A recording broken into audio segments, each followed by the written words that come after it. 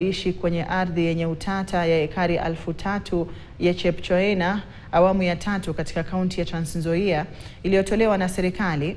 Wanaitaka Wizara ya Ardhi kufanikisha kwa haraka zoezi la ugavi wa ardhi hiyo baada ya mahakama ya Kitale kutupilia mbali orodha ya awali ya majina ya watu waliokuwa wameorodheshwa kunufaika na ardhi hiyo.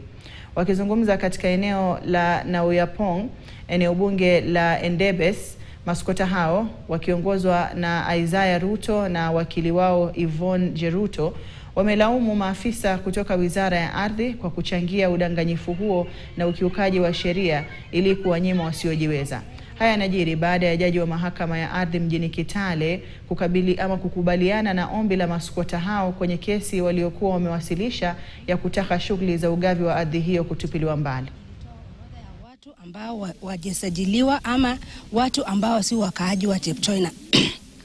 Lakini nashukuru mahakama manake walipoiangalia kwa kina walipata ya kwamba sheria haikufuatwa.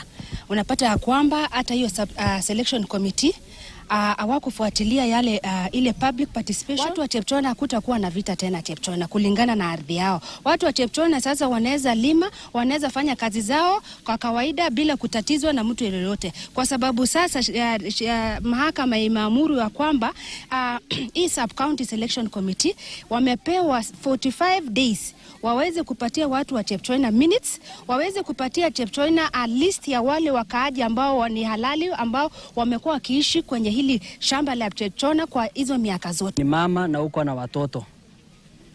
Tafadhali unapopewa jukumu ya kiserikali, jali sana sana wale ambao wajiwezi na ufanye haki kwa wote.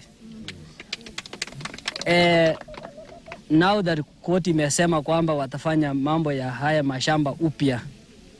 Ndugu zanguni, kama wewe unajua unachiweza, usikue na mori na hamu kuja kutunyanyasa.